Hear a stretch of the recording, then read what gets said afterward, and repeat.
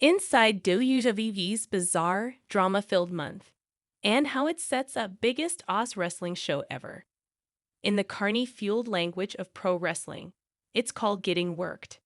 Traditionally, wrestling's attempt to fool the audience saw two possibilities: a work when something is fake, and a shoot when something is real. As fans smartened up to the realities of the quasi-sport in the 80s and 90s, work shoots, fake things which you were supposed to think were real, also proliferated, particularly in Vince Russo's horrific WCW. These blurred lines are what makes wrestling fun to follow. Sure, the in-ring athleticism can be spectacular. Yes, the ability to tell a story with the human body is fascinating. But once you've watched for a while, as a fan, you want to get worked. You want to be fooled, to not know exactly what's going on, and who or what to believe. This is what WWE has capitalized on in 2024, with the wild and often nonsensical twists and turns of their build towards the main event of WrestleMania 40. On a road featuring a major servo stop at Perth's Optus Stadium for Saturday night's Elimination Chamber event. Cody Rhodes, the back-to-back Royal Rumble winner, is set to face longtime Universal Champion Roman Reigns for WWE's top title in the final contest of the two-night Mania extravaganza in early April.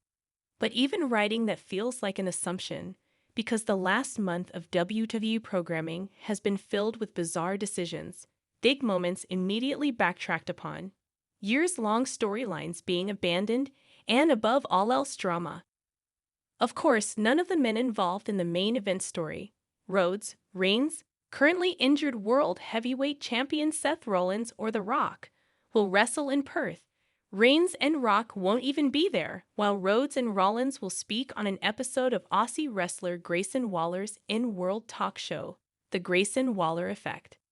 It's likely they'll take a step towards teaming up against Reigns and Rock in a tag match at Mania, or something along those lines. Still, it's a step towards clearing the still clouded main event scene. And it's a storyline that has continued to spark major interest in WWE after a hot 12 months for the company poaching Rhodes from top rival promotion AEW kickstarted a renewed period of growth for WWE, gathering the momentum in the war and bringing back some lapsed fans who had grown frustrated with the company's frustrating booking decisions and refusal to listen to the hardcores. Most of those hardcores are now gone, backing AEW or other companies entirely, with WWE's fan base now hugely supportive of what the company tells it to support, most notably Rhodes. The son of the legendary Dusty Rhodes has become what is incredibly rare in modern pro wrestling, a widely popular white meat babyface, or in other terms, a good guy who you're supposed to cheer and everyone actually does. This is not an easy thing to create.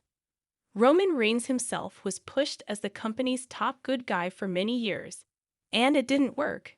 Turning him heel and starting the Bloodline story was what finally made him the superstar WWE said he'd been all along. So while Rhodes stumbled at last year's WrestleMania, losing to Reigns in the main event because the Bloodline cheated yet again, frustrating most fans, amid reports Reigns had pushed his weight around behind the scenes to ensure he remained champion, he regained his momentum in time for January's Royal Rumble, which he won by last eliminating the returned, and now injured again, CM Punk. Punk's injury threw a spanner in the works for WWE's plans, as he was set to face Rollins at WrestleMania 40 after winning the men's Elimination Chamber match in Perth. This is where the intriguing reality of modern-day wrestling, where fans know plenty but think they know more than they actually do, was manipulated. Whether this was intentional or not, WWE immediately turned it into the storyline. Within hours, wrestlers were tweeting their support for Rhodes. On the ensuing Raw, it was pushed as if Rhodes was being wronged. This, of course, made no sense. Rhodes had chosen not to fight Reigns, after trying to earn a shot at Reigns' title for 2 years.